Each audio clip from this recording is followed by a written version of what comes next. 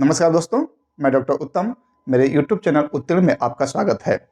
आज का एक बहुत ही महत्वपूर्ण टॉपिक है जो हमारे ह्यूमन बींग के शरीर में एक सिस्टम पाया जाता है। उस सिस्टम को कहते हैं हम लोग नर्वस सिस्टम।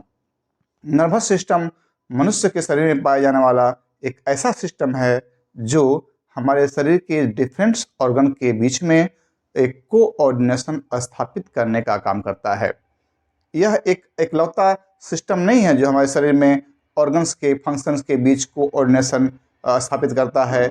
इसके अलावा और भी एक सिस्टम है जो शरीर के ऑर्गन्स के फंक्शंस के बीच में कोऑर्डिनेशन जो है इस्टेब्लिश करने का काम करता है।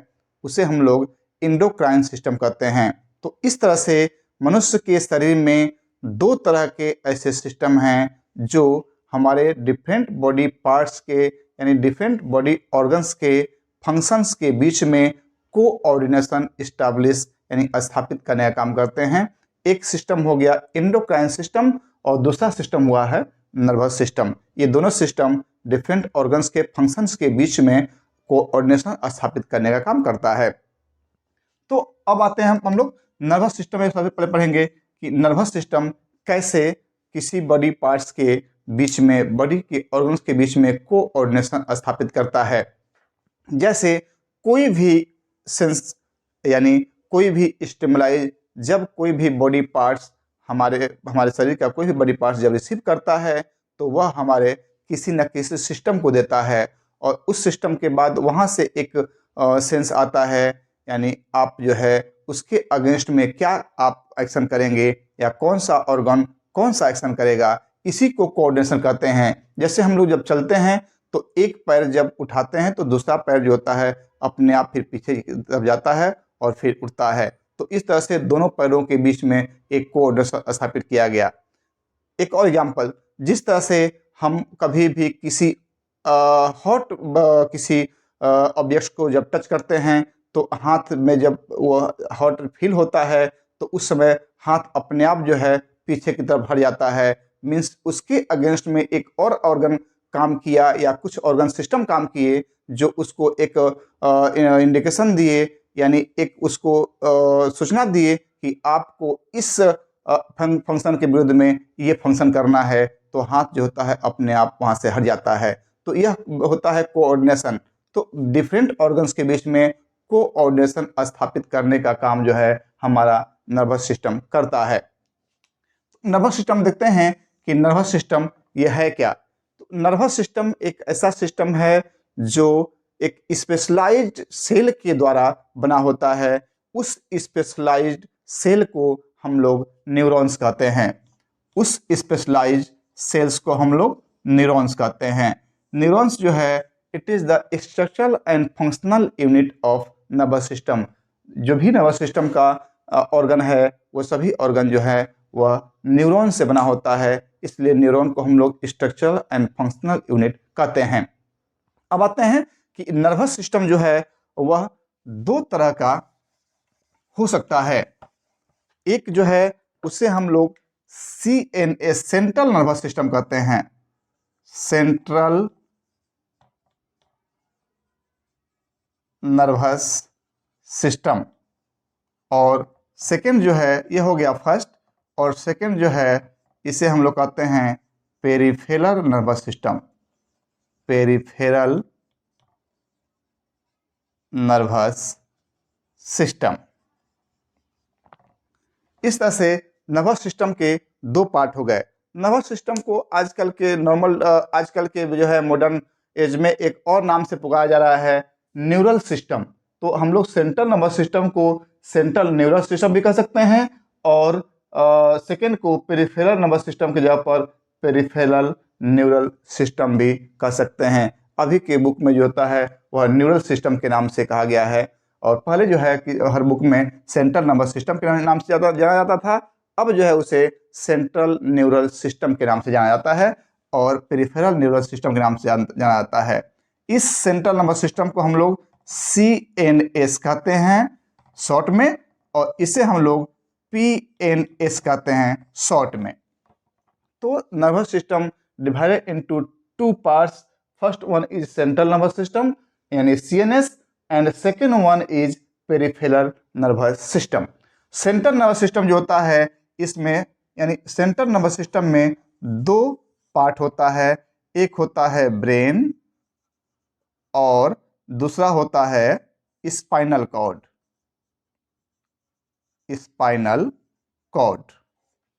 तो सेंट्रल, जिस तरह से नर्वस सिस्टम दो पार्ट में बट गया, सेंट्रल नर्वस सिस्टम यानी CNS and peripheral nervous system यानी पीएनएस, उसी तरह से सेंट्रल नर्वस सिस्टम को दो भाग में बांट दिया गया है। यानी central nervous system consist of two parts, brain and spinal cord. इन दोनों को एक साथ हम लोग सेंट्रल नर्वस सिस्टम कहते हैं। अगर पेरिफेरल नर्वस सिस्टम में आएंगे तो पेरिफेरल नर्वस सिस्टम में जितने भी नर्व्स होते हैं, यानी सेंट्रल नर्वस सिस्टम से और सेंट्रल नर्वस सिस्टम से, ब्रेन से और स्पाइनल कॉर्ड से जो भी नर्व्स निकलते हैं, जो हमारे बॉडी के डिफरेंट पार्ट्स तक पेरिफेरी में उस सिग्नल्स को ब्रेन से जो मिलता है सिग्नल उसको पहुंचाते हैं, या हमारे बॉडी पार्ट से जो सिग्नल आता है उसे हमारे ब्रेन तक पहुंचाते हैं, वे सभी नर्व्स जो हैं वो आते हैं पेरिफेरल नर्वस सिस्टम के अंतर्गत। ऑल नर्व्स जो होते हैं वो आते हैं पेरिफेरल नर्वस सिस्टम के तहत या पेरिफेरल नर्वस सिस्टम के तहत। तो इस तरह से हुआ सेंट्रल नर्वस सिस्टम के पोसेसेस क्या, ब्रेन और स्पाइनल कॉर्ड, और peripheral nervous system possesses all nerves. अब आते हैं इसके बाद हम लोग ऑल नर्व्स जो होते हैं, सेंट्रल नर्वस सिस्टम थोड़ा सा बाद में पढ़ेंगे क्योंकि वो विस्तृत रूप से पढ़ना है। नेक्स्ट आते हैं पेरिफेरल नर्वस सिस्टम में जो बताए ऑल नर्व्स। ऑल नर्व्स जो होते हैं वह दो तरह के हो सकते हैं। दो तरह में फर्स्ट जो होगा उसे हम लोग सेंसरी नर्व कह सकते हैं, सेंसरी नर्व्स। और सेकेंड जो है इसे हम लोग कहते हैं motor nerve, motor nerves.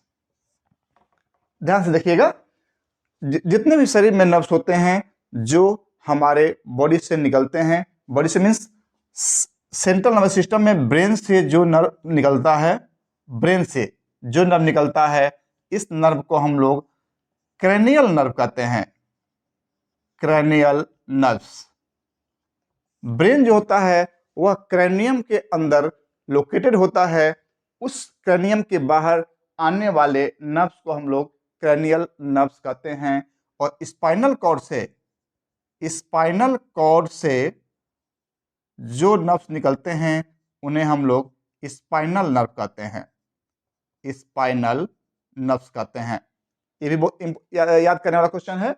Brain से जो नर्व निकलता है उसे हम लोग क्रैनियल नर्व्स कहते हैं, और स्पाइनल कॉर्ड से जो नर्व निकलता है उसे हम लोग स्पाइनल नर्व कहते हैं। तो इस तरह से ब्रेन से निकलने वाले और स्पाइनल कॉर्ड से निकलने वाले जो नर्व्स हो गए, ये सभी नर्व्स जो है हमारे बॉडी के डिफरेंट पार्ट को सप्लाई करते हैं। ये सभी नर्व्स आते हैं पेरिफेरल नर्वस सिस्टम के अंतर्गत, और वो सेंसरी हो सकते हैं या मोटर हो सकते हैं या दोनों हो सकते हैं।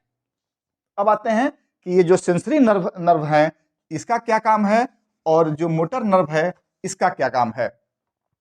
तो सेंसरी नर्व जो होता है, सेंसरी नर्व जो है ये, इसे हम लोग, किसको हम लोग सेंसरी नर्व कहेंगे, तो सेंसरी नर्व एक ऐसा नर्व है जो हमारे किसी बॉडी पार्ट्स के सेंस को, यानी स्टिमुलाई को और इंपल्स को जो हमारे बॉडी पार्ट्स रिसीव करता है, वह इंपल्स और स्टिमुलाई हमारे ब्रेन तक पहुंचाया जाता है। इस तरह के नर्व्स को हम लोग सेंसरी नर्व कहेंगे। फिर से सुनिए ध्यान से, हमारे किसी भी बॉडी पार्ट्स में जो स्टिमुलाई रिसीव किया जाता है या जो इंपल्स वहां से निकलता है, वह स्टिमुलाई या इंपल्स हमारे सेंट्रल नर्वस सिस्टम तक कैरी किया जाता है, उस तरह के नर्व्स को हम लोग सेंसरी नर्व कहते हैं। तो इसे हम लोग क्या कहेंगे, एक और नाम देते हैं efferent nerve, efferent nerves. Sensory nerve means body के डिफरेंट पार्ट्स में कोई भी स्टिमुलाई या इंपल्स जो रिसीव होता है वह उस बॉडी पार्ट से हमारे सेंट्रल नर्वस सिस्टम तक पहुंचाया जाता है। ऐसे नर्व्स को हम लोग सेंसरी नर्व्स और एफरेंट नर्व्स कहते हैं। और मोटर नर्व क्या है, तो जो सेंसरी नर्व के द्वारा इंपल्स हमारे सेंट्रल नर्वस सिस्टम के पास पहुंचाया गया, उस सेंट्रल नर्वस सिस्टम में पहुंचाए गए सेंस के स्टिमुलस के अगेंस्ट जो वहां से निर्देश या डायरेक्शन हमारे उस बॉडी पार्ट्स की तरफ भेजा जाता है, यानी बॉडी पार्ट्स को भेजा जाता है जिस नर्व के द्वारा, उस नर्व को हम लोग कहते हैं मोटर नर्व्स और efferent nerves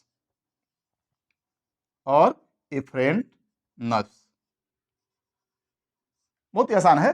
sensory nerves means body के डिफरेंट पार्ट से जो इंपल्स हमारे सेंट्रल नर्वस सिस्टम तक गया, इस तरह के सेंस को इंपल्स को जो कैरी करता है, यानी बॉडी पार्ट से लेकर के सेंट्रल नर्वस सिस्टम तक, उससे हम लोग सेंसरी नर्व कहते हैं या एफरेंट नर्व कहते हैं। और हमारे ब्रेन से यानी सेंट्रल नर्वस सिस्टम से उसके अगेंस्ट में जो निर्देश हमारे बॉडी पार्ट्स को भेजा जाता है जिस नर्व्स की सहायता से, उसे हम लोग मोटर नर्व्स और इफरेंट नर्व्स कहते हैं। इस तरह से हो गया एफरेंट नर्व और इफरेंट नर्व्स। एफरेंट और इफरेंट में अंतर आपको समझ में आ गया होगा। ये हो गया नर्व फाइबर्स जो हमारे पेरिफेरल नर्वस सिस्टम में पाए जाते हैं। अब आते हैं types of peripheral nervous system. Types of peripheral nervous system. Types of PNS means types of peripheral nervous system. इसमें जो है फर्स्ट टाइप, इसको हम लोग कहते हैं सोमैटिक नर्वस सिस्टम। सेकेंड जो है इसे हम लोग कहते हैं ऑटोनोमिक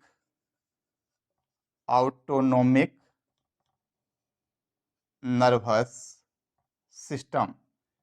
एक्चुअली ऐसे हम देखेंगे तो पेनिस के दो ही पार्ट है, लेकिन एक अभी करंट में एक और पार्ट जो है डिस्कवरी हुआ है जिसे हम लोग कहते हैं विसरल नर्वस सिस्टम। तो इस तरह से फर्स्ट होगा सोमैटिक नर्वस सिस्टम, सेकेंड हुआ ऑटोनोमिक नर्वस सिस्टम और थर्ड हुआ visceral nervous system. Somatic nervous system जो होता है पीएनएस के तहत, यानी पेरिफेरल नर्वस सिस्टम में सोमैटिक जो नर्व्स होता है, यह सप्लाई कहाँ देता है? आपका स्केलेटल मसल्स को सप्लाई देता है।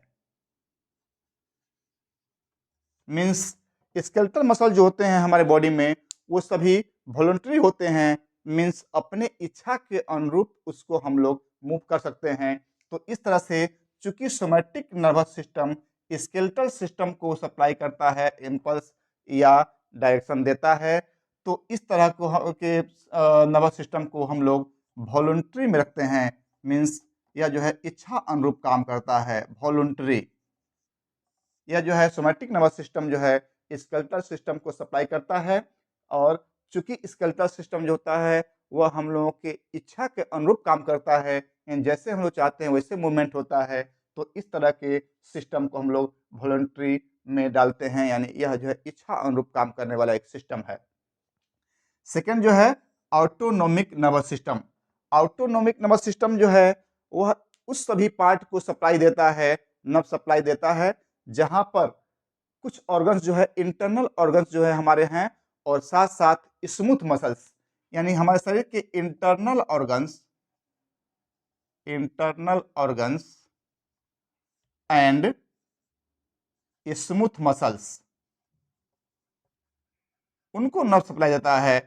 तो इस तरह के सिस्टम को हम लोग ऑटोनोमिक नर्वस सिस्टम कहते हैं, जो हमारे इंटरनल ऑर्गन को और स्मूथ मसल्स को नर्व सप्लाई देता है।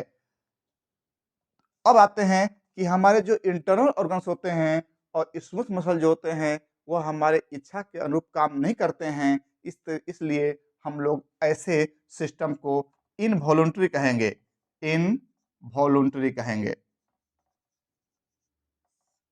सोमैटिक नर्वस सिस्टम वॉलंटरी था और ऑटोनोमिक नर्वस सिस्टम जो है वह इनवॉलंटरी है, यानी वह जो है हमारी इच्छा के अनुरूप जो है काम नहीं करता है, वह अपने आप स्वतः काम करता है। इसीलिए हम लोग इनवॉलंटरी कहते हैं, हमारे कंट्रोल में नहीं होता है। जो हमारे कंट्रोल में है उसे हम वॉलंटरी कहते हैं, जो हमारे कंट्रोल में नहीं होता है उन्हें हम लोग इनवॉलेंट्री कहते हैं। तो सोमैटिक नर्वस सिस्टम जो होता है स्केलेटल सिस्टम को जो है स्केलेटल मसल्स को जो है सप्लाई देता है, वह हमारे इच्छा अनुरूप काम होता है, हमारे कंट्रोल में होता है, उसके लिए उसे वॉलंटरी कहते हैं। Autonomic nervous system internal organs और स्मूथ मसल्स को नर्व सप्लाई देता है, जो हमारे कंट्रोल में नहीं होता है, उसे हम लोग इनवॉलंटरी कहते हैं। और विसरल नर्वस सिस्टम जो है हमारे जीआई ट्रैक्ट में यानी गैस्ट्रो इंटेस्टाइनल ट्रैक्ट में जितने भी ऑर्गन होते हैं उनको यह नर्व सप्लाई करता है, जैसे स्टमक हुआ, इसोफेगस हुआ, स्मॉल इंटेस्टाइन, लार्ज इंटेस्टाइन, ये सभी जो गैस्ट्रो इंटेस्टाइनल ट्रैक्ट का जो पार्ट है उन सभी को यहाँ से नर्व सप्लाई होता है, यानी विसरल नर्वस सिस्टम से। चूंकि यहाँ यह भी सिस्टम हमारे कंट्रोल में नहीं होता है, इसीलिए इसको भी हम लोग इनवॉलंटरी ही कहते हैं। यह भी जो है वह क्या है, इनवॉलंटरी ही है। मीन्स सोमैटिक जो है वह वॉलंटरी होता है और बाकी ऑटोनॉमिक नर्वस सिस्टम और विसरल नर्वस सिस्टम जो होता है वह इनवॉलंटरी होता है, जो हम मनुष्यों के कंट्रोल में नहीं होता है, वह अपने आप होता है, स्वतः होता है। तो इस तरह से हम पढ़े हैं somatic nervous system, autonomic nervous system और विसरल नर्वस सिस्टम। अब आते हैं ऑटोनॉमिक नर्वस सिस्टम जो है फिर से दो भागों में बांटा गया है। ऑटोनोमिक नर्वस सिस्टम जो है फिर से दो भागों में बांटा गया। एक को हम लोग कहते हैं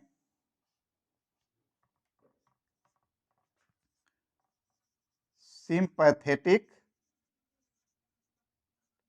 और एक को कहते हैं हम लोग पैरासिम्पैथेटिक। ठीक है, तो ऑटोनॉमिक नर्वस सिस्टम जो है वह दो तरह का हो गया, एक हो गया सिंपैथेटिक और दूसरा हो गया पैरासिम्पैथेटिक। सिंपैथेटिक जो है, अब आते हैं कि कौन कहां पर सप्लाई होता है। Sympathetic nervous system means PNS के अंतर्गत आया है ये ऑटोनॉमिक नर्वस सिस्टम में। तो सिंपैथेटिक जो होता है वह at a time of emergency, at the time of emergency, emergency के समय जो सिस्टम एक्टिवेट होता है उस सिस्टम को हम लोग सिंपैथेटिक नर्वस सिस्टम कहेंगे। और जो सिस्टम एक्टिवेट होता है कब, at the relax condition, at the relax state, यानी जब हम लोग आराम की मुद्रा में होते हैं, रेस्ट की इस मुद्रा में होते हैं, उस समय जो सिस्टम काम करता है नर्वस सिस्टम का, उसे हम लोग पैरासिम्पैथेटिक नर्वस सिस्टम कहते हैं। और इमरजेंसी के समय कोई सिस्टम जब काम करता है नर्वस सिस्टम का, तो उसे हम लोग सिंपैथेटिक नर्वस सिस्टम कहते हैं। जैसे अचानक हमारे पीछे कोई शेर आ गया, उस समय इमरजेंसी आती है, हम लोग अचानक रुआ खड़ा हो जाता है, हम लोग हमारे शरीर में हमारे जो बॉडी का जो मसल्स होती है वो इतना एक्टिव हो जाती है कि हम लोग तुरंत भागना शुरू करते हैं, उसमें नहीं समझ में आता है क्या हो रहा है। तो इस कंडीशन में सिंपैथेटिक नर्वस सिस्टम काम करता है। इसी को हम कहते हैं कि at the time of emergency जो system means nervous system activated होता है उसे हम लोग सिंपैथेटिक नर्वस सिस्टम कहते हैं। और जो सिस्टम रिलैक्स के समय एक्टिव होता है या एक्टिवेट होता है उसे हम लोग पैरासिम्पैथेटिक नर्वस सिस्टम कहते हैं। उसके बाद आएंगे हम कि ये सभी सिस्टम मानी मीन्स सेंट्रल नर्वस सिस्टम और पेरिफेरल नर्वस सिस्टम मानी सीएनएस और पीएनएस, ये दोनों जो है अभी बताए थे आपको हम कि नर्वस सिस्टम बना हुआ है एक स्पेशलाइज्ड सेल से, जिसे हम लोग न्यूरॉन्स कहते हैं।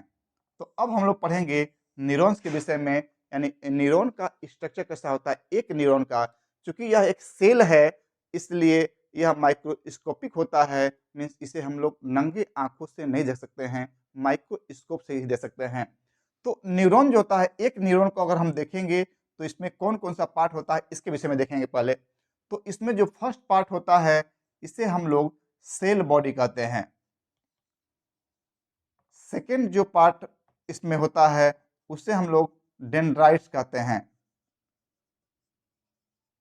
और थर्ड जो पार्ट होता है इसे हम लोग एक्सॉन कहते हैं। तो there are three parts of a neuron. First one is the cell body, second one is the dendrites and third one is the axon. ये जो है 3 पार्ट एक न्यूरॉन का होता है। इसमें से अगर हम लोग स्ट्रक्चर के विषय में पढ़ेंगे तो न्यूरॉन का स्ट्रक्चर अगर हम लोग देखना चाहेंगे तो देख सकते हैं न्यूरॉन का स्ट्रक्चर कैसा होता है। न्यूरॉन का स्ट्रक्चर अगर देखेंगे हम लोग,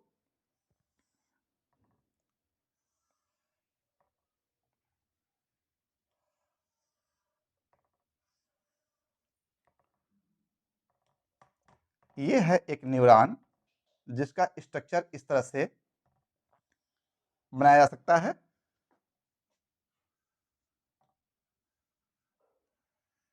इसमें जो है ये सभी जो ब्रांच जा रहे हैं, ये जो है आपका डेंड्राइट्स का ब्रांच है।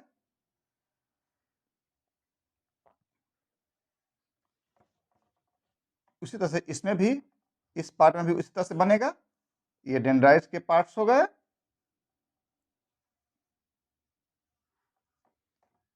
उसी तरह से यहाँ भी देखेंगे हम लोग तो इसी तरह से बहुत सारा ब्रांच बन जाएगा। डेंड्राइट्स का ही ब्रांच है।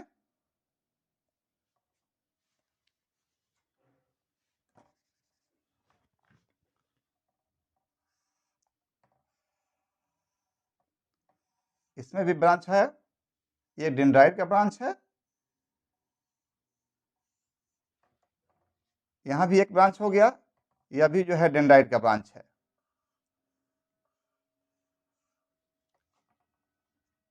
ये जो है this is the cell body. इस पोर्शन को हम लोग कहते हैं सेल बॉडी। यह सेल बॉडी है।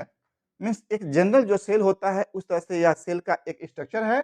इसमें बीच में एक न्यूक्लियस पाया जाता है। यह जो है बीच में इस पार्ट को हम लोग न्यूक्लियस कहेंगे।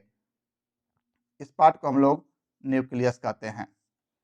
उसके बाद इसमें जो सेल्स ऑर्गेनेल्स होते हैं वो सभी सेल्स ऑर्गेनेल पाए जाएंगे। उसके साथ साथ कुछ जो है इसमें ग्रैनुल्स पाए जाते हैं। इस तरह से कुछ ग्रैनुल्स पाए जाते हैं, यानी सेल ऑर्गेनेल्स के अलावे इसमें कुछ ग्रैनुल्स पाए जाते हैं। इन सभी ग्रैनुल्स को हम लोग निसेल्स बॉडी कहते हैं। निसेल्स बॉडी। ये सभी जो है डेंड्राइट्स तक ये पहुंचे रहते हैं। ये सभी ये जो ग्रैनुल्स होते हैं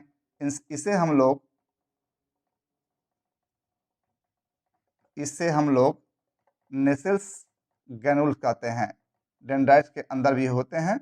ये सभी डेंड्राइट्स के अंदर तक पहुंचे रहते हैं।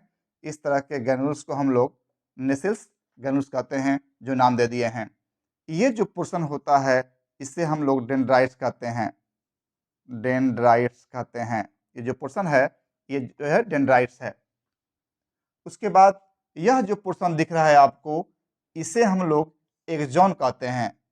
यह जो पोर्शन है इसे हम लोग एक्सॉन कहते हैं। एक्सॉन जो होता है वह इंड करता है कई सारे ब्रांच में, ये भी टूट जाता है। इसे हम लोग एक्सॉन टर्मिनल कहते हैं। Axon terminal. ये एक्सॉन टर्मिनल जो होता है इंड पर इस तरह से कई एक्सॉन टर्मिनल आता है। जो इंड पर एक बल्ब लाइक स्ट्रक्चर बनाता है, अपीयरेंस आता है। ये सभी हो गए एक्सॉन टर्मिनल्स। और ये जो पोर्शन बना है बल्ब लाइक स्ट्रक्चर, इसे हम लोग सिनेप्टिक नोड कहते हैं। इसे हम लोग सिनेप्टिक नोड कहते हैं। यह जो है पोर्शन इसे हम लोग सिनेप्टिक नोड कहते हैं। इसी सिनेप्टिक नोड पर कुछ जो है सिनेप्टिक वेसिकल पाए जाते हैं। सिनेप्टिक वेसिकल्स पाए जाते हैं। मीन्स यह जो सिनेप्टिक नोब है, यह सिनेप्टिक नोब के बीच में कुछ सिनेप्टिक वेसिकल्स पाए जाते हैं। ये वेसिकल्स, इनमें कुछ केमिकल ट्रांसमीटर होता है जिसे हम लोग न्यूरोट्रांसमीटर कहते हैं। Neuro transmitters. ये केमिकल कंपाउंड है जो हमारे इम्पल्स को एक एक्सॉन से मीन्स एक न्यूरॉन से दूसरे न्यूरॉन में ट्रांसफर करता है। जब कोई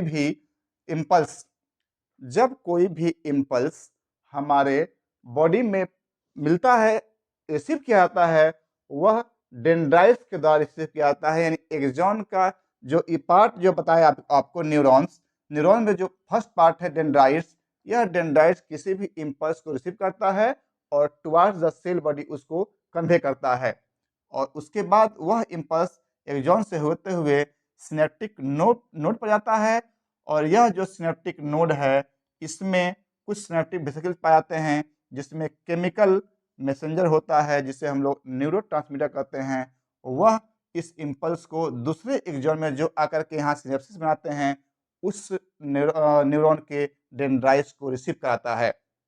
तो इस तरह से एक न्यूरॉन से दूसरे न्यूरॉन में वह इम्पल्स जो होता है केमिकल कंपाउंड्स के द्वारा, यानी केमिकल ट्रांसमीटर के द्वारा, न्यूरोट्रांसमीटर के द्वारा पहुंचाया जाता है दूसरे किसी एक्सॉन में, दूसरे किसी न्यूरॉन में। आते हैं कि यह यहाँ जो पार्ट हुआ, यह जो पार्ट है जिसे हम लोग एक्सॉन कहे हैं, एक्सॉन जो होता है उसमें एक शीथ से यह ढका होता है। एक्सॉन जो होता है वह एक शीथ से कवर रहता है। इस शीथ को हम लोग माइलिन शीथ कहते हैं। बाहर से यह एक शीथ के द्वारा कवर होता है। इस शीथ को हम लोग माइलिन शीथ कहते हैं। Myelin sheath. यह माइलिन शीथ जो है, माइलिन शीथ के अंदर एक सेलुलर स्ट्रक्चर पाया जाता है, जिसे हम लोग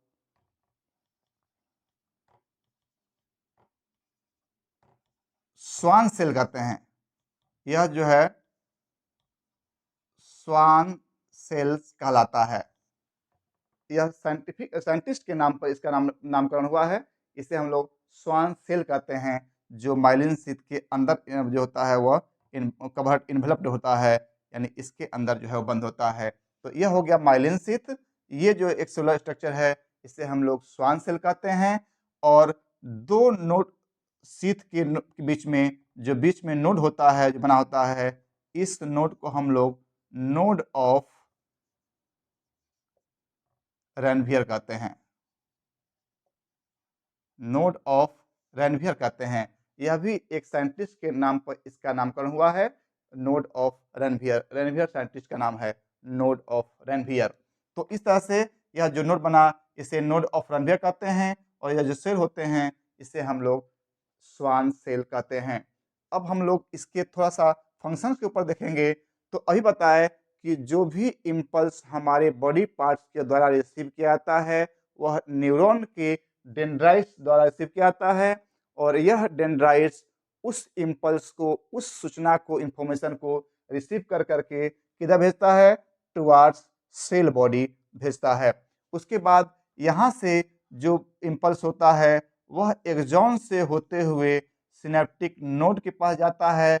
यह सिनेप्टिक नोड होता है, वह न्यूरोट्रांसमीटर की सहायता से उस इम्पल्स को दूसरे न्यूरॉन्स के फिर से डेंड्राइट्स को देता है। वह फिर उस सेल बॉडी को देगा, फिर एक्सॉन से होते हुए वह फिर दूसरे किसी न्यूरॉन में जाएगा।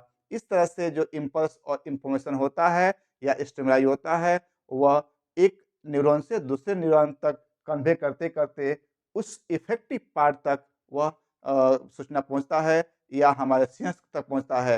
मैंने सबसे पहले सेंसरी जो होते हैं, वह हमारे सिस्टम को लेके जाएंगे सेंट्रल नर्वस सिस्टम को, उस इम्पल्स को। और जो मोटर नर्व्स होते हैं, वह हमारे ब्रेन के डायरेक्शन को, निर्देश को हमारे बॉडी पार्ट्स तक पहुंचाते हैं। तो इस तरह से यह सिस्टम काम करता है न्यूरॉन का। अब आते हैं, बताए थे कि कुछ जो नर्व्स थे, वो आपको बताए थे कि सेंसरी नर्व्स थे। मीन्स हमारे बॉडी पार्ट से उस इम्पल्स को लेकर के सेंट्रल नर्वस सिस्टम तक पहुंचाए। और कुछ को हम लोग कहते थे मोटर नर्व, जो हमारे ब्रेन से जो डायरेक्शन मिलेगा, उस डायरेक्शन को, उस इंफॉर्मेशन को लेकर के हमारे बॉडी पार्ट तक पहुंचाएगा, उसे हम लोग मोटर नर्व कहते थे। तो जो ब्रेन से निकला हुआ जो पार्ट्स होता है, जो नर्व्स होते हैं, खासतौर से जो कर्नियल नर्व होते हैं, वो सभी नर्व्स सेंसरी नर्व होते हैं। और मोटर नर्व अलग अलग होते हैं, लेकिन उसमें से अगर हम लोग स्पाइनल नर्व के द्वारा देखेंगे तो स्पाइनल नर्व के द्वारा जितने भी नर्व्स निकलते हैं वह एक ही नर्व दोनों तरह के काम कर सकते हैं, इसीलिए उसे हम लोग मिक्स्ड नर्व कहते हैं। जिस तरह से बताया अभी कि कैनियल नर्व से निकलने वाले कैनियल जो नर्व्स होते हैं, जो ब्रेन से जो नर्व निकलता है यानी सीएनएस से जो नर्व निकलता है, उस तरह के नर्व को हम लोग कैनियल नर्व कहते हैं। और वे सभी कैनियल नर्व्स या तो सेंसरी होते हैं या मोटर्स होते हैं फंक्शन में। लेकिन स्पाइनल कॉर्ड से निकलने वाले स्पाइनल नर्व्स जो होते हैं वह नेचर में मिक्स्ड होते हैं, मानी एक ही नर्व जो होता है वह सेंसरी नर्व का भी काम कर सकता है और मोटर नर्व का भी काम कर सकता है। तो इस तरह से स्पाइनल नर्व जो होते हैं मिक्स्ड नर्व होते हैं और कैनियल नर्व जो होते हैं सेंसरी और मोटर हो सकते हैं। अब आते हैं कि इस न्यूरॉन को 3 तरह का न्यूरॉन हो सकता है।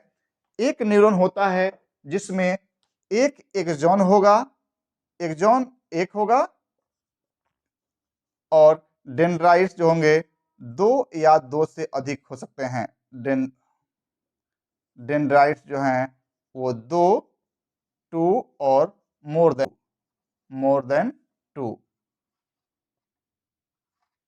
तो इस तरह से जिस न्यूरॉन में एक एक्सॉन और डेंड्राइट्स की संख्या 2 और मोर देन 2 हो, उस तरह के न्यूरॉन को हम लोग मल्टीपोलर न्यूरॉन कहते हैं। इसे क्या कहते हैं हम लोग? मल्टीपोलर न्यूरॉन कहते हैं। मीन्स न्यूरॉन के प्रकार किस तरह से हो सकते हैं ये बताना चाह रहे हैं आपको हम लोग। ये हो गया मल्टीपोलर न्यूरॉन। मल्टीपोलर न्यूरॉन का मीन्स क्या होगा? उसमें एक्सॉन एक होगा और डेंड्राइट्स 2 और मोर देन 2। तो इस तरह के हम लोग न्यूरॉन को मल्टीपोलर न्यूरॉन कहते हैं। इस तरह का न्यूरॉन पाया जाता है सेरेब्रल कॉर्टेक्स में। सेरेब्रल कॉर्टेक्स में जितने भी न्यूरॉन पाए जाते हैं वह मल्टीपोलर न्यूरॉन होते हैं। मीन्स उसमें एक्सॉन एक होता है, मीन्स ये एक्सॉन है, एक्सॉन एक होता है और डेंड्राइट्स जो होते हैं वह 2 और मोर देन 2 होते हैं। इन्हें हम लोग मल्टीपोलर न्यूरॉन कहते हैं। अब आते हैं कि मल्टीपोलर न्यूरॉन के बाद फिर आता है जिसे हम लोग कहते हैं बाइपोलर न्यूरॉन। बाइपोलर न्यूरॉन, इसमें क्या होता है? एक 1 एक्सॉन एंड 1 डेंड्राइट, ठीक है, जिसमें एक एक्सॉन और डेंड्राइट की संख्या भी एक हो, उसे हम लोग बाइपोलर न्यूरॉन कहते हैं। इस तरह के न्यूरॉन पाए जाते हैं हमारे आई के रेटिना में। Retina of eye, retina of eye माने आंख के रेटिना में जो न्यूरॉन होते हैं वह बाइपोलर होते हैं। मीन्स उसमें एक्सॉन एक होता है और डेंड्राइट भी एक होता है, यानी एक एक की संख्या में एक्सॉन और डेंड्राइट्स पाए जाते हैं। इस तरह के न्यूरॉन जो हैं हमारे रेटिना ऑफ आई माने आंख के रेटिना में पाए जाते हैं। अब आते हैं एक और है न्यूरॉन का टाइप जिसे हम लोग यूनिपोलर कहेंगे। जिसे हम लोग क्या कहते हैं? यूनिपोलर। यूनिपोलर, ये जो यूनिपोलर न्यूरॉन होते हैं यह इसमें क्या होता है कि एक्सॉन एक होता है एक, लेकिन डेंड्राइट नहीं होता है। मीन्स ये जो सेल बॉडी होता है वो डायरेक्ट सिर्फ ऐसे सेल बॉडी होगा और एक्सॉन इस तरह से गया रहेगा। इसमें डेंड्राइट नहीं पाते हैं, डेंड्राइट नील होता है। तो सिर्फ एक्सॉन होता है, डेंड्राइट नहीं होता है। इसे हम लोग यूनिपोलर कहते हैं। और इस तरह का जो न्यूरॉन होता है वह हमारे मनुष्य के एम्ब्रायोनिक स्टेज में पाया जाता है। कहाँ पाया जाता है? एम्ब्रायोनिक स्टेज में। जब एक फिटस एम्ब्रायोनिक स्टेज मीन्स जब एक फिटस एम्ब्रायो में होता है उस समय जो हमारे शरीर में न्यूरॉन बनते हैं उस समय न्यूरॉन पूर्ण रूप से वह कंप्लीट नहीं बने होते हैं। उसमें सिर्फ एक एक्सॉन होता है, सेल बॉडी होता है, लेकिन डेंड्राइट्स नहीं पाया जाता है। इस तरह के न्यूरॉन को हम लोग यूनिपोलर न्यूरॉन कहेंगे। वह एम्ब्रायोनिक स्टेज में पाए जाते हैं। याद हो गया अब आपको? ये 3 तरह का न्यूरॉन बता दिए, एक मल्टीपोलर, दूसरा बाइपोलर और तीसरा जो है यूनिपोलर। पाते हैं। तो माइलिन की उपस्थिति के आधार पर इस एक्सॉन को हम लोग मीन्स न्यूरॉन को हम लोग दो तरह का कह सकते हैं। एक होगा माइलिनेटेड और दूसरा होता है अनमाइलिनेटेड।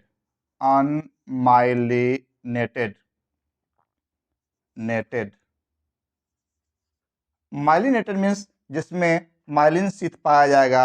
इस तरह का जो न्यूरॉन होता है वह कहाँ पाया जाता है? तो ब्रेन में और स्पाइनल कॉर्ड में। ब्रेन और स्पाइनल कॉर्ड जो होते हैं उसमें इस तरह के न्यूरॉन पाए जाते हैं, मीन्स माइलिनेटेड न्यूरॉन्स पाए जाते हैं। और हमारे जो अनमाइलिनेटेड जो न्यूरॉन्स होते हैं वह कहाँ पाए जाते हैं? सोमैटिक नर्वस सिस्टम में और ऑटोनोमिक नर्वस सिस्टम में। ध्यान सुनिएगा, माइलिनेटेड मीन्स माइलिन शीथ के साथ जो एक्सॉन होते हैं, ऐसा न्यूरॉन हमारे ब्रेन और स्पाइनल कॉर्ड में पाए जाते हैं।